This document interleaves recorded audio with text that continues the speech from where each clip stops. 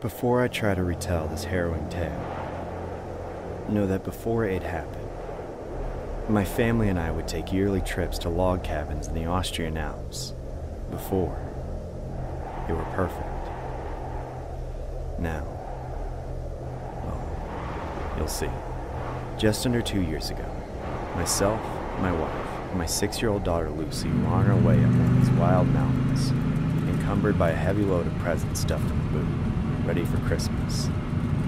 It was 2 days before Christmas Day, and we were looking forward to a cozy log cabin situated just a couple more minutes up the road, with a few others dotted around elsewhere relatively nearby, but not close enough for interaction.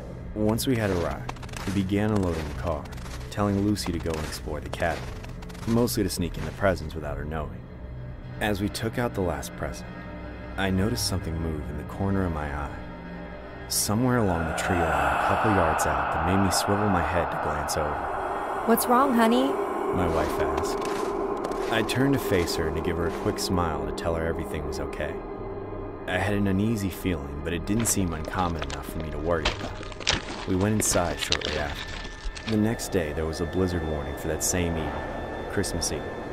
We discussed leaving, but the weather forecast stated it would be cleared 3 days after the initial storm. There were no refunds, so we were going to take our chances. Hours later, the blizzard was in full swing. Outside the windows was a raging storm of pure white. The howling noise of the blizzard was deafening, until it was abruptly broken by the sound of glass shattering in one of the rooms. "What was that?" Lucy jumped up and screamed. "Lucy, stay here with Mommy." I nodded to my wife as she beckoned for Lucy to come over for a hug. Swiftly after, I raced off towards the source of the noise. Down the corridor on the left, there was a much louder howling noise, and gusts of snow were bursting out into the corridor. I quickly poked my head around the corner, suddenly witnessing a smashed window and a flood of snow gushing through the debris of the window. Immediately, I checked around the room for some kind of entry device, like a rock or perhaps something man-made. After a quick search, I failed to find a rock anywhere in the room or any other kind of entry device. There was also furniture in the room, so to be safe, I double-checked each one, still resulting in nothing. I told my wife about what had happened, and we agreed that the best thing we could do was to shut the door to the room, as an attempt to conserve heat and avoid any more snow making its way into our cabin. We went to bed that night quite unsettled by the ordeal. Eventually, though, we made it to sleep, with the wail of the storm roaring outside. In the morning, we woke up to silence. No howling wind, we thought. No Lucy? We realized. Every Christmas morning for 4 years in a row, Lucy had come stampeding in, jumping in her bed and dragging the two of us out of bed to go open presents. But why not this morning? We wondered, alarmed. We sprung out of bed and hurriedly made our way to her room. But on our way, we saw the door to the room with the broken window was now open. Panic was beginning to set in, making my wife and I dash to Lucy's room, flinging the door open to an empty bed. Both our faces went white with dread as we bolted back down the corridor to the broken window room. Upon entry, the two of us screamed in horror whilst remaining frozen in confused panic. We stared at a tunnel leading out from the smashed window through the thick snow. There was also a bit of torn clothing left on a fragment of glass. For a moment, we were too astounded and terrified to do anything, until we heard the sound of Lucy's voice ringing out from the tunnel. Instantly, I threw myself into the tunnel, crawling through with gritted determination. "Don't worry, Lucy, Daddy's coming!" I shouted down the tunnel. In no more than a 10-second sprint, I could make out Lucy's shadow in the darkness. She was squirming around frantically, and around what looked like her neck was an arm, squeezing against it tightly. I grabbed her by the leg, pulling her away. Suddenly, light flooded into the tunnel as the snow fell in from above. It was daytime. Now before me, hunched over like a devil, was a man. His skin had crusted over with dirt, his back still turned. I tucked Lucy behind me as I lunged at him. He still wasn't fixing me, even as I clutched his leg, ready to beat him to death. But as my hand finished closing around his ankle, a heavy boot hit me in the face, knocking me backwards as I reeled in agony. As I regained focus, I glared with hatred as the man turned to me and grinned, showing a set of roughly sharpened and decaying teeth before leaping out of the tunnel. I tried to follow him, but as I poked my head out of the tunnel, I saw he was practically at the tree line already. Hey! Get back here! Get back here! Get back here, you freak! I screamed at him, only to stop and stare with a mixed feeling of terror and murderous intent as he stopped, turned, and cocked his head to the side. Then, he grinned again. This time, he pointed at me, and then to the woods. He then turned and fled off into the thick foliage of snow and dark green behind him. He was gone. I returned back to help Lucy out of the tunnel and into the open arms of her mother. She had several bruises on her head and one rim of purple that was turning black around her neck. She was weak from the struggle, and soon she had passed out once more. We arrived at a hospital several hours later. Now, after 2 years, a police report had finally come out responding to the matter. In the police report was the following. April 6, 2005. A man was seen coming in and out of a nearby woodland by some locals around Christmas time. In the areas he was sighted, namely that of holiday cabins, there were cases reported of missing children. Following a police investigation, the man was found, along with the children. All were located in a makeshift wooden den, deep into the forest. The children were identified through analysis of their bones and any bits of flesh that still remained on the bones. However, most were either charred or rotten. The man in question has been given life for cannibalism, kidnapping, and murder. Our thoughts are with those that have been subjected to this tragedy. As my wife and I read the report, we cried. The tears were both horror and gratitude as we watched Lucy dash around the house, laughing and giggling, brimming with vitality. She escaped, but just barely. My teeth chattered together loudly as I stood on top of the mountain, bare hands raised towards the sky. Yes, there's a signal! I could have cried, but my tears had long run out. With shaky hands, I pressed a few buttons on my phone, jumping upwards slightly as the familiar beep played again and again. No, what the? I was lost, confused, and angry. Why wasn't it working when it looked fine? Just an hour ago, I couldn't have cared less if my phone misbehaved. Skiing has always been a huge part of my life, and I was so happy to finally have a free weekend to just have fun with my friends in the mountains. John and Tia had a cabin near one of the lesser-known paths, so we often holed up there on long winter nights, toasting marshmallows on the open fire and just hanging out. We will never be able to do that again, not with... I shook my head. I've always talked to myself out loud when I was stressed, but this wasn't safe. Not with him caught on my track. I could hear him searching for me still. His voice was warm, a near welcome distraction from the icy wind. Come on, sweetheart. You know that I know exactly where you are. Wouldn't it be easier for you to just come down here? Struggling doesn't look good on you. Just an hour ago, I didn't even know that he existed. I mean, sure, I've heard of dangerous people lurking in the mountains before, especially after dark, but I'd never encountered anything worse than a spooked moose or a lost tourist who was desperate to find their way back to the official trails.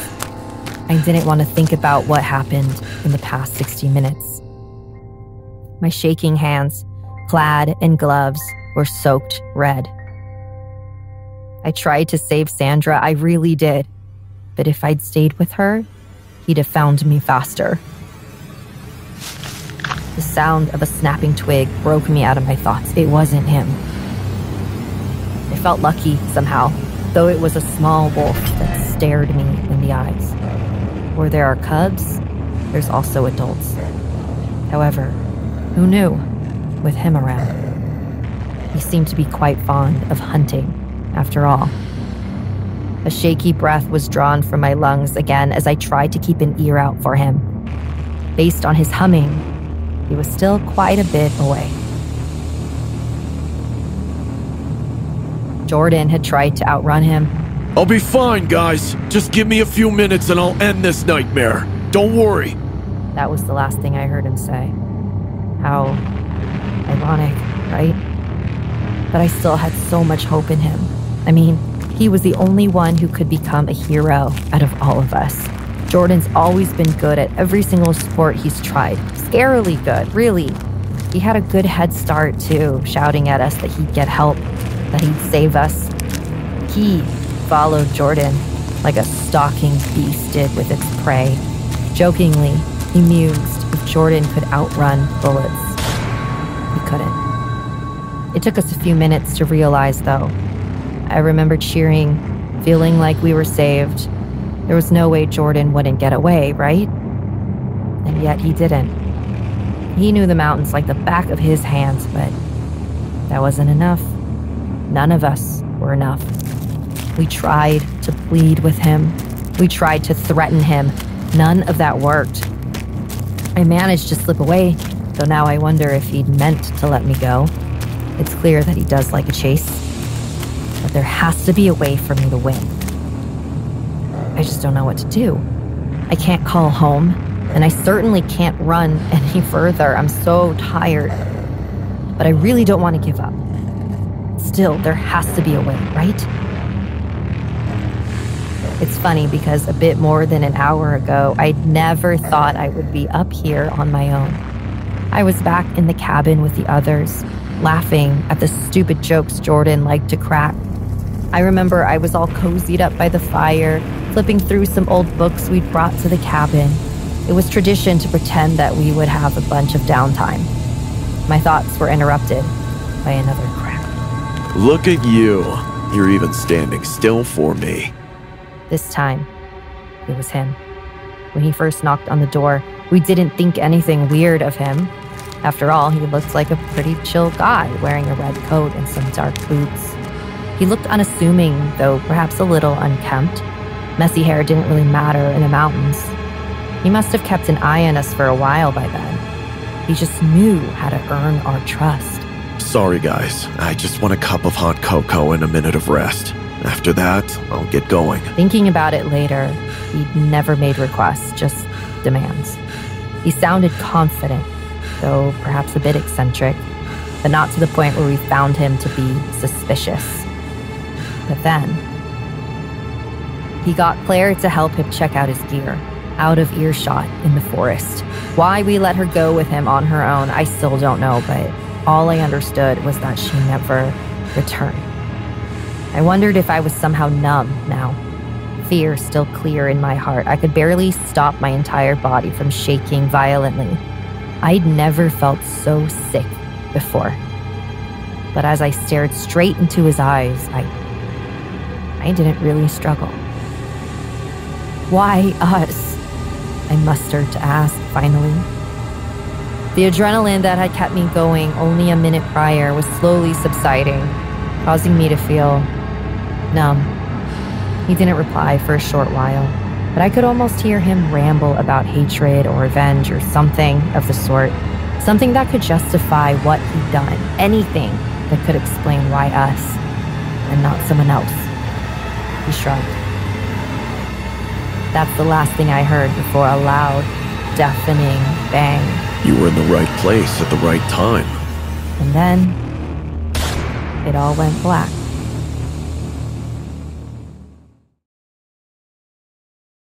Have you ever been caught in a snowstorm? No one can get in touch with you. You don't know when the storm will stop or if someone will come to your rescue. Sounds like a horrible experience, doesn't it? Now, imagine that not only are you in that situation, but there is someone out there. Someone who not only can handle the snow, but is more comfortable with it.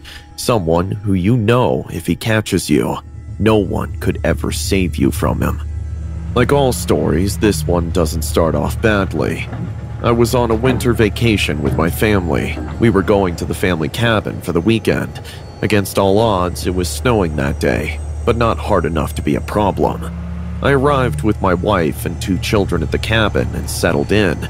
To our surprise, the snow was getting worse, but we were safe inside the cabin. We were sitting around drinking hot chocolate after dinner. To my surprise, my cell phone rang. I had been without signal for the last few hours, so those moments of signal surprised me and updated my phone with a bunch of notifications. I looked at them out of curiosity, and I must admit that my chocolate almost fell out of my hands. The notifications were from my father. He was telling me that he was feeling very bad. Then I received several messages from my mother saying that she had to call the ambulance and that my father had been hospitalized. At that moment, I didn't even hesitate. I had to go to the hospital and check on him. My wife told me that she and my kids would come with me, but even though the snowfall had calmed down a bit, it still seemed too unsafe to expose them to it. In a snowfall, the road is treacherous, and no matter how concentrated I was, there could always be accidents. Are you sure you'll be all right? I don't want you to be alone, especially if something happens to your father. Don't worry, honey. My mother already told me he's out of danger, but I'd still like to keep him company. Don't worry, I'll be back when the kids wake up. If it gets serious with your father, promise to come and get us, okay? It's just a silly vacation. We can come back anytime. I promise. Seriously, don't worry about me. And I'm sorry for leaving you alone with the kids. With that said, I got into the van and started my trip to the hospital. I had a few miles to go, but even though it was snowing, it was still a smooth ride. At first, I didn't have any problems. I'm a truck driver. Believe me, I've been on worse roads than this. But as the minutes passed, the snow started to get heavier. The falling snow covered part of my window, and even though the wipers cleaned it, the glass was automatically covered with snow again. Concentrating on watching the road, I kept an eye out for everything ahead. But to my surprise, I saw something else. A very large being with white hair crossed the road at an enormous speed. Was it a snow-covered animal? Maybe my eyes were playing tricks on me. There was no way any animal could be traveling that fast while freezing. I admit that I lost my concentration for a few seconds trying to figure out what I had seen, and those seconds cost me dearly. No! Oh my God. What was that? Oh, this is just great. Of course there's no signal. From 1 second to the next, everything had become chaos. I was trapped on the side of the road with the car stuck in the middle of a snowfall that was getting more and more intense. And to top it off, no cell phone. Just when I thought it couldn't get any worse, I felt a roar in the distance. Something was coming from far away, screaming wildly towards where I was. I couldn't see anything. All the windows were covered in ice. Suddenly, something very strong hit the car from the front. The glass didn't shatter by a miracle, but the car went back a few centimeters. What could be so strong as to move a car like that? Had another car hit me? Or was there something alive attacking me? As if in answer to my question, something leaped onto the roof of my vehicle, plunging it and almost driving a broken metal into my head. Something was on top of me. Whatever it was hitting the roof of the van, driving it deeper and deeper. I could feel a huge, violent roar from outside. My only reaction was to stay under the back seat in the fetal position, frozen with fear and crying. After a few seconds, the pounding stopped. Was it all over? I turned around and tried to start the car one more time. Maybe the push that beast had given me had brought me out of the snow. As soon as I started the engine, the windshield wipers worked again and defrosted the front glass. It was a monster. There was some kind of snow gorilla on the front window. The giant beast violently hit the glass of my car over and over again. I put the van in reverse. It was still stuck, but now at least it was moving slowly. As I got out of the snow, I watched as the glass of the van began to crack as the beast hit it harder and harder. Once I made it back to the road, the glass exploded into pieces, and a huge hand grabbed my hand and threw me out of the van. My first reaction was to get up and crawl under the van before the beast had time to catch me. The beast didn't like this, and it went crazy and started hitting my van harder, trying to flip the van. I crawled out the other side of the van and climbed through the broken front window. By the time the beast noticed me and tried to catch me, it was too late. I started the vehicle and stepped on the gas pedal as fast as I could. The huge animal held onto the back of the van for a few seconds, but unable to keep up, it let go and chased me on foot for a few meters before giving up and looking at me as I drove away. After all that happened, my van was in the direction of the cabin, so I went back to it and hid with my family. My children were sleeping, but my wife was awake, and when she saw me beaten up and the truck destroyed, she thought I had been in an accident. At first, she didn't believe the Yeti story, but when she saw the bumps on the van, she had no choice but to believe me. We spent the whole night in the cabin, scared, waiting for daylight. As soon as the sun came up, the storm had stopped. I told my mother that I had been in an accident and couldn't go, and she told me that my father was out of danger. That same day, I asked my brother to pick us up since my vehicle had been destroyed. I never went to that cabin again. Whether or not you think the videos of beasts in the snow are fake, be careful driving at night, especially if there is snowfall. You never know what kind of creatures may be lurking on the road, waiting to prey on their next victims.